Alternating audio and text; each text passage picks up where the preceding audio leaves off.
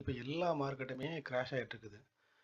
Stock மார்க்கெட்டாக இருக்கட்டும், கிரிப்டோவாக இருக்கட்டும், எல்லா மார்க்கெட்டும் ஓவராலாக ஹெவியாக கிராஷ் ஆகிட்டே இருக்குது. இந்த சுச்சுவேஷனில் நான் என்ன பண்ணணும்? ஸ்டாக்ஸ்லாம் அண்டர் வேலைக்கு வந்துருச்சுன்னு சொல்லிட்டு போய் பை பண்ணணுமா, இல்லை வெயிட் பண்ணணுமா? ஒருவேளை நான் இப்போ லாட் வாங்கியிருக்கேன் ஆல்ரெடி. நிஃப்டி 24,759 ரூபா இருக்கும்போது நான் நல்ல ஸ்டாக்லாம் வாங்கினேன். இப்போ நிஃப்டி கீழே போய்கிட்டே இருக்குது. நான் இருக்க ஸ்டாக்லாம் வச்சிருக்கவா, ஹோல்ட் பண்ணவா, செல் பண்ணவா, நிறைய கன்ஃபியூஷன்ஸ் இருந்துகிட்டே இருக்கும். மார்க்கெட் உண்மையாகவே பெரிய லெவலில் கிராஷ் ஆக போதா, நிறைய குழப்பங்கள் இருக்கும்.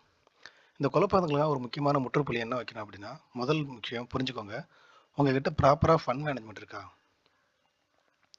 ஒரு உதாரணத்துக்கு, உங்கள் அக்கௌண்ட்டோட வர்த்து 1,00,000 ரூபான்னா, நீங்கள் இப்போ வெறும் 20,000க்கு தான் நீங்கள் வாங்கியிருக்கீங்க ஸ்டாக்ஸு. அந்த 20,000 எவ்வளோ கீழே போயிடும் அதிகபட்சம்? ஒரு 10,000 லாஸில் போய் நிற்குமா? 50% மார்க்கெட் கீழே விழுந்துருக்குமா? இல்லை இன்னும் ஒஸ்ட் கேஸாக போய் ஒரு 15,000 லாஸில் போயிட்டு ஓவராலாக 5,000 இப்போ நிற்குமா 20,000க்கு வாங்குறது? உங்ககிட்ட தான் மிச்சம் 80,000 இருக்குல்ல, அந்த 80,000 வச்சு ப்ராப்பரான ஒரு என்ட்ரியை போட்டு ஆவரேஜ் பண்ணிடலாம். முதல் விஷயம், மார்க்கெட் விழுதுன்னா ஃப்ரீயாக விடுங்க. அவசரப்பட்டு உடனே போய் வாங்காதீங்க. எந்த ஒரு மார்க்கெட்டும் விழுந்த உடனே ஒரே நல்ல ரெக்கவர் ஆகி மேலே வந்தது கிடையாது. அது கொஞ்சம் டைம் பீரியட் எடுக்கும். நல்ல மார்க்கெட்டை விழ விடுங்க. எவ்வளோ தூரம் போகுதோ அவ்வளோ தூரம் விழட்டும். விழுந்து முடிச்சதுக்கப்புறம் கொஞ்சம் கொஞ்சமாக அவனே ப்ராப்பரான வால்யூம் போடுவான். வால்யூம் போட்டு அவனே கொஞ்சம் கொஞ்சமாக பிக்கப் ஆகி வருவான். அந்த சமயத்தில் போய் என்ட்ரி ஆகுங்க. இந்த மாதிரி நேரத்தில் மார்க்கெட் விழுந்துகிட்டு இருக்குது, என்ன பண்ண ஏது பண்ணணும்னு தெரியாமல் நேரத்தில் ஆல்ரெடி ஸ்டாக்ஸ் வச்சுருக்கவங்க ப்ராப்பராக அமைதியாக உங்கள் ஹோல்டிங்ஸ் வச்சுக்கிட்டுருங்க. எந்த நியூஸ் பக்கம் ஃபோக்கஸ் பண்ணாதீங்க. புதுசாக வாங்கலாம்னு நினைக்கிறவங்க வெயிட் பண்ணுங்கள். நல்லா விழட்டும், விழுந்து முடியட்டும். ஏன்னா இந்த நிஃப்டி 50 எடுத்துக்கிட்டிங்கன்னா எவ்வளோ வருஷமாக, கிட்டத்தட்ட 4 வருஷமாக ஒரே புல் ரன் தானே, ஃபுல்லாக புல் ரன் ஆயிருக்கான். விழ ஆரம்பிக்கிறான்னா மேபி இது ஒரு சின்ன ஃபாலாக இருந்துட்டு மறுபடியும் மேலே கூட போகலாம். இல்லை இது ஒரு பெரிய ஃபாலுக்கான ஒரு என்ட்ரியாக இருக்கலாம். என்ன வேணால் நடக்கலாம்ல. பட் கொஞ்சம் வெயிட் பண்ணுங்கள்.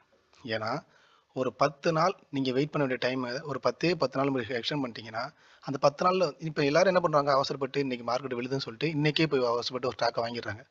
ஒரு 10 நாள் மட்டும் வெயிட் பண்ணுங்கள். என்ன இருப்பது அந்த 10 நாளில் உடனே மறுபடியும் மார்க்கெட் கீழே விழுந்து அங்கேருந்து மேலே ப்ரைஸுக்கு போயிடாதுல்ல. ஸோ எல்லா மார்க்கெட்டும் விழுந்து ஒரு செட்டில்மெண்ட்டுக்கு வரட்டும். எந்த மார்க்கெட்டும் ஜீரோவுக்கு போய் நிற்க போகிறது கிடையாது. கொரோனா டைம்லேயே மார்க்கெட் விழுந்து அடுத்த ஒரு 6 மாதத்தில் இருக்கிற ரூபாய் மேலே வந்துருச்சு. அதனால் வெயிட் பண்ணுங்கள். மார்க்கெட் நல்லா கீழே விழட்டும், நல்ல அண்டர் வேல்யூக்கு வரும். நம்ம டீம் வச்சுக்கலாம் தெரியுமில்ல, என்ன மாதிரி சுச்சுவேஷனில் என்னென்ன அண்டர் வேல்யூ இருக்குது, அதை நம்ம எப்படி பை பண்ணணும், எந்த அளவுக்கு ஃபண்ட் மேனேஜ்மெண்ட் மெயின்டைன் பண்ணணும் தெரியுமில்ல. ஸோ வரட்டும், பொறுமையாக வாங்கலாம். இப்போ ஒரு எக்ஸாம்பிளுக்கு பார்க்கணுன்னா பிடிசியை கவனிச்சிங்க வச்சுக்கோங்க. பிடிசி கரண்ட் சுச்சுவேஷனில் சப்போர்ட் பாயிண்ட் 49,736. இப்போ அதை தொட்டுட்டு கொஞ்சம் மேலே நிற்கிறான், நல்ல வால்யூம் போட்டிருக்கான். அதுக்காக பிடிசி 29 மேக்ரோவில் நிற்கிறான்னு சொல்லிட்டு இங்கேருந்தே சடனாக பிச்சுக்கிட்டு மேலே போயிடும் சொல்ல முடியாது. அடுத்து இன்னொரு பாயிண்டான 37,163க்கு வரலாம். வெயிட் பண்ணுவோம், வெயிட் பண்ணி பை பண்ணுவோம். அப்படி பிடிசி வரும்போது மற்ற காயின்லாம் நமக்கு எந்த பாயிண்டில் கிடைக்கிறான் செக் பண்ணி பார்க்கலாமா? பிடிசியே கிட்டத்தட்ட ஒரு 30% ஆல் டைம் ஹைலேருந்து விழுந்திருக்கான்னா மற்ற காயினும் சொல்லவா வேணும்? 46-50% ஒவ்வொருத்தரும் விழுந்திருக்கான். நல்லா விழட்டும். 100 ரூபாய்க்கு இருக்கக்கூடிய ஸ்டாக்கு 40 ரூபாய்க்கு கிடைக்குதுன்னா அது எவ்வளோ பெரிய ஒர்த்தான விஷயம். பட் 40 ரூபா தான் எண்டுங்கிறத எப்படி தெரிஞ்சுப்பீங்க? நீங்கள் விழ விடுங்க. விழுந்ததுக்கப்புறம் ப்ராப்பரான உங்களை அனலைசிஸ் பண்ணுங்கள். வேல்யூம் இருக்கான்னு மட்டும் பாருங்கள். உங்கள் ஸ்ட்ராட்டஜி படி வேல்யூம் இருக்கா, ப்ராப்பரான சப்போர்ட் ரெசிஸ்டன்ஸ் ஃபாலோ பண்ணுதா, அதுக்கடுத்து என்ட்ரி எடுக்கலாமான்னு கொஞ்சம் பொறுமையாக இருங்க. மக்கள் எல்லாரும் பண்ணுற ஒரு பெரிய தப்பு என்னென்னா, மார்க்கெட் விழ போகிற நேரத்தில் அவசரப்பட்டு போய் வாங்குறது இல்லை, அவசரப்பட்டு விற்கிறது. ஸோ அந்த தப்பு பண்ணாதீங்க.